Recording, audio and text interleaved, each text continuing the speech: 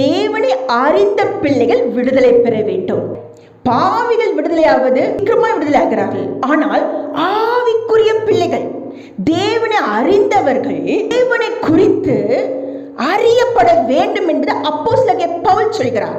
நீங்கள் தேவனை நீங்கள் தெரிந்திருக்கிறீர்கள், ஆனால் அவரை குறித்து அறியப்படுவது அவர்களுக்குள் வெளிப்பட்டிருக்கிறது. சபையே, என் பிள்ளைகளே, கர்த்தர் சொல்கிற காரியம் என்ன? தேவனை குறித்து வெளிப்பாடுகள் உங்களுக்குள்ளே வெளிப்பட்டு கொண்டிருக்கிறது. இதை நாம் உணர வேண்டும். பொதுவாக ஆவிக்குரிய வாழ்க்கை என்பது உணர்வு. மாமிசத்துக்குரியவர்களாக நாம் இருக்கிறோம். நாம் மாமிசத்துக்குரியவர்கள் என்றால் என்ன, ஆவிக்குரியவர்கள் என்றால் என்ன? இந்த ரெண்டு குறித்து நமக்கு ஒரு வெளிப்பாடு இருக்க வேண்டும்.